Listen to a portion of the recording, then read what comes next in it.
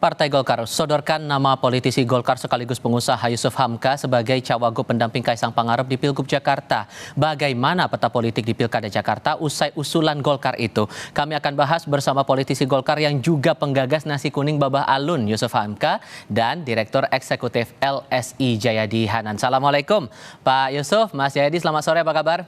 Selamat sore. Waalaikumsalam warahmatullahi wabarakatuh. Terima kasih sebelumnya sudah hadir dalam diskusi kami kali ini. Sebelumnya saya mau konfirmasi dulu nih Pak Yusuf. Saya manggilnya Pak Yusuf atau Babah nih? Karena kan kemarin dikenalin sama Pak Erlangga bilangnya Babah Alun. Apa aja yang penting yang enak-enak aja. Oke, Pak Yusuf saja. Terima kasih sudah bergabung bersama kami Pak. Anda mengaku bahwa nama Anda diusung itu mengagetkan. Karena belum pernah ada disampaikan sebelumnya. Tapi terakhir Anda konfirmasi ke Golkar bahwa ini perintah. Nggak mungkin dong perintah tanpa alasan. Jadi alasan Golkar sampai menyebut nama Anda jadi cawagup itu apa Pak? Wah, soal alasannya saya juga nggak ngerti Pak. Itu tentunya Bapak harus tanyakan kepada Ketua Umum Golkar yang mempunyai alasan tersendiri. Sebab itu kalau menurut saya alasan itu kan subjektif Pak, gitu Pak. Tapi Pak Erlangga bilang apa waktu itu? Ya, menurut Pak Erlangga, kamu punya kemampuan dan kamu banyak punya fans. Dan saya bilang, saya nggak sekolah tinggi Pak, saya kan cuman SMA aja. Dan kalau di university kan saya nggak lulus, saya bilang gitu. Tapi beliau bilang, yang diperlukan rakyat adalah orang yang amanah, bukan sekolah tinggi aja katanya, gitu. Oke. Sampai Anda menyatakan siap karena ini perintah dari partai. Apa alasan Anda menyanggupi untuk terjun ke politik praktis ini? Terlebih lagi, ini Pilkada Jakarta yang sorotannya cukup besar juga Pak Yusuf. Ya buat saya Pak, sebenarnya usia saya kan juga nggak muda lagi. Tetapi beliau kalau nggak salah pernah bilang waktu itu, coba ilmu-ilmu yang kamu punya, kemampuan yang kamu punya, pekerjaan-pekerjaan kamu ini bisa membantu warga Jakarta dari hingar-bingarnya ke macetan katanya. Coba kamu implementasikan. Saya bilang, waktu itu kan cuma diajak makan ngobrol gitu. Saya menceritakan bagaimana program-program Jakarta supaya bebas macet. Tahu-taunya ya sorenya saya diajak ke DPP Golkar. Saya terus dikasih tahu itu. Nah, buat saya memang terkejut juga Pak. Tapi ya buat saya kalau udah perintah ya itu tantangan. Ya memang sebelum saya mengatakan iya, saya menelpon dulu beberapa guru-guru saya. Diantaranya salah satu guru saya yaitu dari Wakil Ketua Umum PBNU Pak Habib Hilal. Dan terus beliau bilang kalau sudah memang diperintahkan, dia bilang jalan. Saya bilang, tapi Bib, saya mau pensiun ini. Saya kan udah 67 tahun. Lalu saya dimarahin malah. Kamu egois, katanya. Kalau pensiun, senang sendiri, katanya. Pensiun bersama umat, sejahterakan umat. Perbaiki semua. Apa yang bisa kamu perbaiki, berikan kepada rakyat, katanya. Oke, disitulah dorongan itu muncul. Dan Anda berani untuk siap menjalankan perintah itu?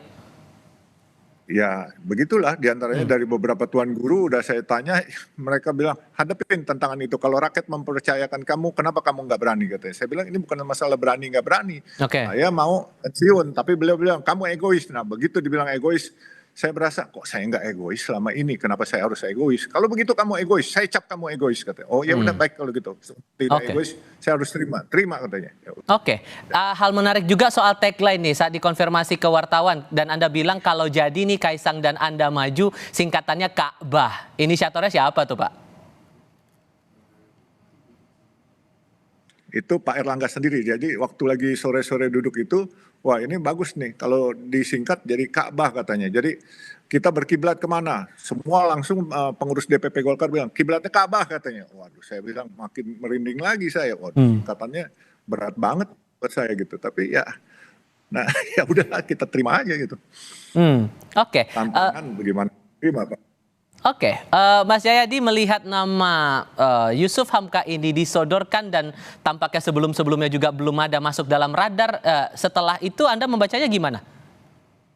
Iya, pertama ini sinyal dari Golkar bahwa mereka lebih merestui Ridwan Kamil ke Jawa Barat gitu ya. Pertama itu. Yang kedua, itu lalu Golkar kemudian karena ada kemungkinan Kaisang yang maju, Golkar tampaknya mengalah lagi gitu. Di Pilpres lalu kan Golkar ngalah tuh. Gibran yang masuk kan gitu. kader Golkarnya nggak maju.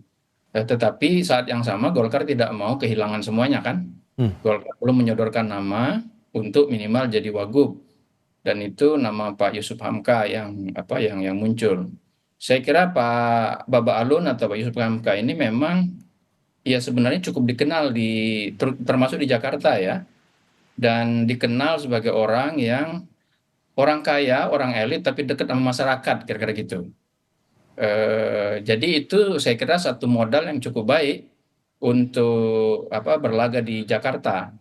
Tapi memang sementara ini data-data menunjukkan nama Baba Alun atau nama Pak Yusuf Hamka belum masuk radar masyarakat. Ada dua kemungkinan mengapa belum masuk radar masyarakat. Pertama, tingkat popularitasnya mungkin belum sampai setinggi yang lain. Jadi begitu. Atau yang kedua, mungkin popularitasnya sudah cukup baik, tetapi masyarakat belum berpikir atau tidak mengira kalau Baba Alun akan maju sebagai kepala daerah, apalagi sebagai wakilnya anak muda Kaisang ya di Jakarta. Secara keseluruhan, saya kira ini memang masih wacana seperti disampaikan oleh banyak pihak ya. Apalagi kalau untuk wakil gubernur di Koalisi Indonesia Maju itu kemungkinan sejumlah partai kepengen wakil gubernur kan. Jadi kemungkinannya bakal sulit nih, akan ada dinamika yang baru lagi. Kalau saya kira Kim dengan adanya sementara ada Pak Jokowi dan Pak Prabowo di Kim, mungkin keduanya yang akan lebih berpeluang, lebih punya kesempatan untuk memutuskan sehingga dan akan diikuti oleh partai-partai yang lain. Jadi tergantung kepada bagaimana kesepakatan antara Pak Prabowo dengan berkonsultasi kepada Pak Jokowi. Saya kira partai-partai di Kim akan lebih mendengarkan kedua presiden yang akan segera pergi dan presiden yang akan segera dilantik. Oke, dengan dinamika yang muncul sekarang nih Pak Yusuf, apa upaya Anda, karena kan nama Anda sudah disodorkan bersama nama Kaisang untuk maju di Pilgub Jakarta, apa upaya Anda agar pasangan ini bisa gol terutama di mata koalisi di Indonesia Maju atau di partai-partai di koalisi Indonesia Maju ini Pak? Saya belum punya upaya apa-apa Pak, karena buat saya masih terkaget-kaget gitu. Jujur aja, saya juga bingung-bingung, cuman ya saya nikmatin aja lah, biar bagaimana, biar angin atau mengalir aja lah maksudnya gitu. Angin membawa saya kemana ya saya ikut aja gitu. Kalau memang nanti harus menjadi wakilnya Pak Kaisang atau mau wakilnya Pak Ridwan Kamil ataupun nggak jadi apa-apa ya lillahi ta'ala aja lah. Tapi kan secara pengalaman kan Bapak jauh lah di atas Kaisang begitu. Kenapa Bapak nggak keberatan dengan posisi Jakarta 2? Ngapa nggak sekalian jadikan Bapak saja sebagai calon gubernur begitu Pak? Mungkin saya selalu berpikir untuk bekerja Pak. Saya nggak kepengen berpikir untuk kedudukan nomor 1 atau nomor 2. Andai kata saya boleh tidak nomor 1, nomor 2, asal untuk bisa membenahi kemacetan di Jakarta, saya justru juga lebih happy gitu. Tapi kalau memang dipaksa jadi orang nomor 2, saya jauh lebih baik daripada orang nomor 1 gitu kan. Nah buat saya bekerja itu kan lebih baik jadi orang nomor 2 karena kita mau membenahi Jakarta yang kompleksitasnya luar biasa gitu. Jadi buat saya ya jauh lebih efektif kalau saya nomor 2, dan apalagi bukan berarti yang muda yang nomor 1 terus yang tua yang nomor 2 dengan pengalaman, nggak begitu pola pikirnya. Kalau yang dulu mungkin kita pakai moto yang muda yang bercinta, tapi sekarang yang muda yang berkarya nyata. Jadi buat saya tidak memikirkan muda atau tua lebih hebat, tetapi buat saya juga tidak memikirkan yang sekolah atau tidak sekolah lebih hebat. Buktinya saya nggak sekolah, tapi saya bisa bekerja lebih baik lah di antaranya daripada teman-teman yang lain. Nah mungkin juga polanya yang pikir ya kalau yang muda di atas saya juga nggak keberatan, karena apa? Saya dari dulu ya bagaimana ya, karakter saya kan ngemong. Kalau boleh bilang tuturi handayani lah gitu. Oke, Mas Jayadi, kalau Pak Yusuf saja kaget begitu dengan namanya disebut sebagai kandidat untuk Pilgub Jakarta, Anda membacanya seserius apa Golkar akan mengusung pasangan ini maju nanti di Pilgub? Belum tahu, saya masih harus dilihat ya, karena ada juga dugaan jangan-jangan ini cuma exit strateginya Golkar, karena kan Golkar kader Golkar itu Ridwan Kamil kan dicalonin sama antara lain ya, meskipun belum resmi sama Gerindra kan, tapi Golkar terus-menerus kelihatannya berhitung dan kayaknya Golkar lebih berat untuk memajukan Ridwan Kamil di Jawa Barat gitu. Nah, bagaimana caranya untuk keluar dari dilema itu? Golkar kemudian memajukan nama dari internalnya. Yang menarik kan Golkar itu punya 3 nama lain sebetulnya yang sudah dikasih surat tugas kan di Jakarta, yaitu Pak Erwin Aksa, lalu Pak Zaki, dan Pak Ridwan Kamil kan. Iya.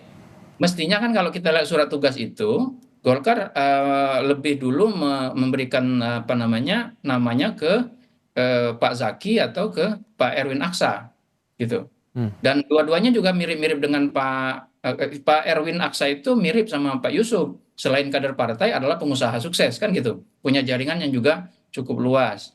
Pak Zaki adalah mantan bupati di Tangerang yang cukup berprestasi, ya, cukup dikenal dan ketua Jakarta. Jadi itu memang menarik. Kenapa lompat gitu ke kader yang belum pernah dipikirkan. Saya juga belum terpikir terus terang Bapak Yusuf. Kalau Bapak Yusuf akan maju sebagai calon kepala daerah, melihat aktivitasnya selama ini yang memang lebih fokus pada kerja-kerja real di lapangan ya, termasuk yang berkaitan langsung dengan mengatasi persoalan-persoalan kelaparan, kemiskinan di masyarakat dan sebagainya.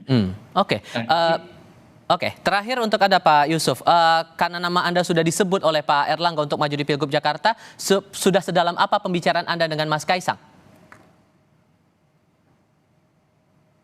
Belum ada pembicaraan lebih lanjut, dan saya mengenal Mas Kaisang hari itu nggak lebih dari 1 jam, 1,5 jam waktu beliau datang jam 5:30, terus kemudian setelah konferensi pers tidak ada komunikasi juga, tapi Pak Erlangga memesankan saya tetap siap dan kamu harus mewakili Partai Golkar untuk membantu Mas Kaisang kalau Mas Kaisang mau di Jakarta. Dan dengan pengalaman kamu yang sudah melintang di infrastruktur, tentunya bagus sekali. Jadi duet antara yang muda dan yang lebih berpengalaman. Nah, terus saya bilang, Pak, tapi saya harus bagaimana? Saya maunya kerja, Pak. Saya memang praktisi nih di lapangan.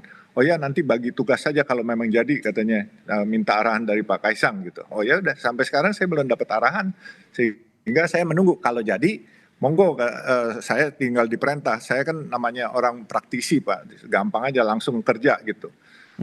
Dan kita kan mempunyai rekor, Pak. Kemarin waktu bangun Cisumdawu, bikin jembatan 225 meter itu yang kesulitannya cukup rumit. Kami bisa 40 hari kami kerja. Jadi kalau mau disuruh kerja, ya kita kerja. Dan bahkan Pak Erlangga bilang, siap ya namanya, tagline-nya, jargonnya Ka'bah katanya. Pak Kaisang Babah katanya. Siap. Gitu. Pak Yusuf Hamka, terima kasih banyak. Mas Jayadi Hanan juga terima kasih sudah berdiskusi bersama kami. Sehat selalu semuanya. Selamat sore. Assalamualaikum. Mas Jayadi.